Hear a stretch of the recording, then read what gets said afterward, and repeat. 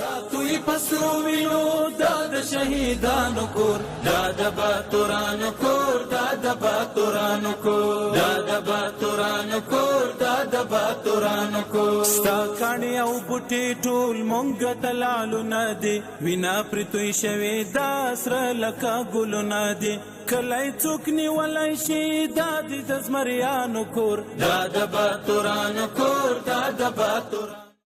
د لویو بخونکي او سپیڅلي خدای په سپیڅلي نامه درنو لیدونکو السلام علیکم ورحمت الله وبرکاتو. د نن شپې خبري ټولګي ته ښه راغلاست.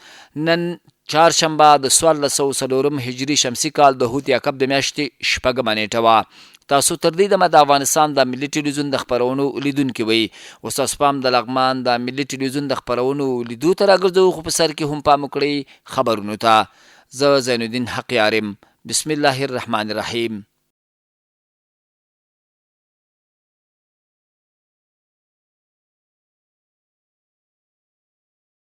بسم الله الرحمن الرحیم.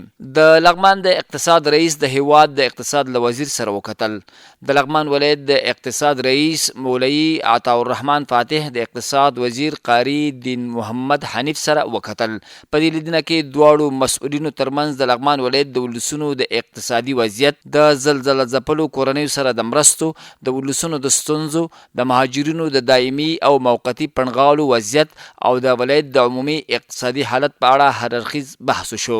مولوی عطاالرحمن فاتح د لغمان ولایت د روانو انکشافي چارو تفصیلي راپور وړاندې کړ او ټینګار وکړ چې د اقتصاد ریاست هڅه کوي د ټولو مؤسسو فعالیتونه د افغانستان د اسلامي امارت د تګلارو او ملي لومړیتوبونو سره سم تنظیم او همغږي کړي.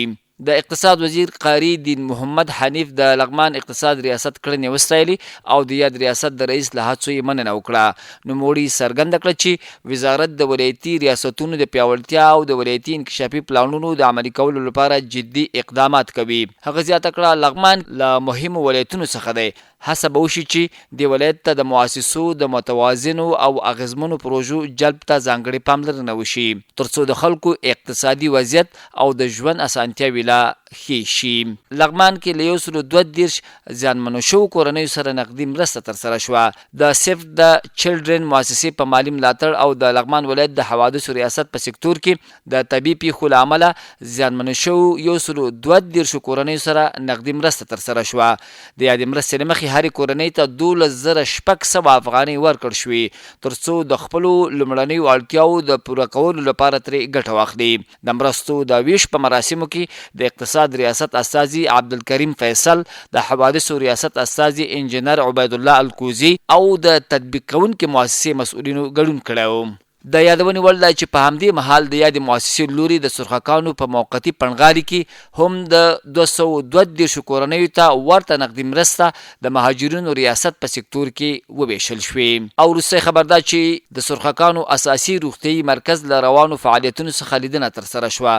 د لغمان ولایت د اقتصاد ریاست نظارتي ټیم د سرخکانو د مهاجرینو کیم له اساسي روغتیايي مرکز د روانو خدمتونو او فعالیتونو د ارزونې او څارنې په موخه لیدنه ترسره کړه. په دې لیدنه کې د اقتصاد ریاست د مؤسساتو د انسجام مدیر عبدالکریم فیصل، د مؤسساتو د نظارت کارشناس خلیل الرحمن صدیقی او د AADA مؤسسې سپروایزر ډاکټر همایون افضلي ګډون کړی و. د لیدنې پر مهال د روغتیايي خدمتونو کیفیت، د درملو او تجهیزاتو شتون، د مراجعینو وضعیت، د کارکوونکو حضور او اداري چارې له نږدې وکتل شوې. نظارتي ټیم ټینګار وکړ چې د خدماتو کیفیت باید په لوړه کچه وساتل شي، د طبي پرسونل منظم حضور او د درملو او تجهیزاتو کافي موجودیت ته جدي پاملرنه وشي. همداراز سپارښتنه وشوه چې خدمات دې په منظم او مسلکي ډول وړاندې شي او د مراجعینو رضایت ته د ځانګړې پاملرنه وشي څو د کیمپ ټولې اړمنې کورنۍ له اساسي روغتیايي خدمتونو څخه په بشپړه توګه برخمنې شي.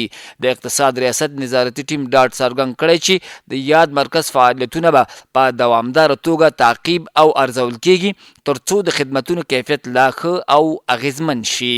درنو او قدرمنو لیدونکو، دا د دې ساعت خبرونه ستاسو له ملتیا مننه کوو. بریالي اوسئ.